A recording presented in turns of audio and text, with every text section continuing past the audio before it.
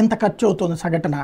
అదే ఈ రోడ్లు వేసి టోల్ గేట్లు వసూలు చేస్తే గనక ఈ ఖర్చు అంతా తగ్గిపోతుంది. తద్వారా ఇందులో సగం అవుతుంది, అవగాహన ఉండదు, సగం అవుతుంది. అప్పుడు ఆ సగం మీరు ప్రభుత్వానికి ఇస్తారు, కంఫర్టబుల్ జర్నీ చేస్తారు అనేది నాడు చెప్పుకొచ్చారు. దాన్ని కొంతమంది వ్యతిరేకించారు మొదట, కానీ లారీ యజమానులు కన్విన్స్ అయ్యారు. అప్పుడు కన్విన్స్ అయ్యి లారీ యజమానులు సమర్థించారు దాన్ని. ఫస్ట్ వ్యతిరేకించిన వాళ్ళు, దాని ఇంపాక్టు ప్రారంభమైంది. అయితే అప్పట్లో ఇచ్చిన హామీ ఏంటంటే ఒక సర్టన్ టైం ముగిసిపోయాక, ఇప్పుడు ఫర్ ఎగ్జాంపుల్ మీకు విజయవాడ ఇదంతా తిరిగారు కదా మీరు, విజయవాడలో నా చిన్నప్పుడు అంటే నేను 10th క్లాస్ ఆ టైంలో, ఇంటర్మీడియట్ చదివే టైంలో, ఇప్పుడు కనకదుర్గ వారధి ఉంది కదా, అది కనకదుర్గ వారధి పీపీపీ కిందనే కట్టారు.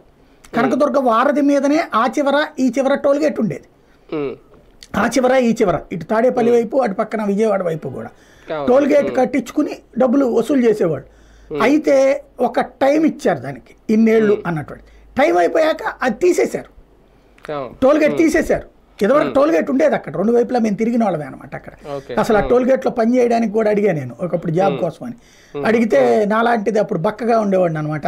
నీలాంటి పర్సనాలిటీ ఏం పనికి వస్తాయా, కొట్టాల అవసరమైతే లారీ వాడు కొడతాడు, ఎందుకంటే వాళ్ళు డబ్బులు కట్టమని వెళ్ళిపోతారు. ఇప్పటికి మళ్ళీ హైవేస్కి సంబంధించి అంత ఇది లేదు కదా, అప్పటికి లేవు టోల్ గేట్లు. డబ్బులు ఎందుకు ఇస్తాం పో అని చెప్పేసి, అది హైవే కంపల్సరిగా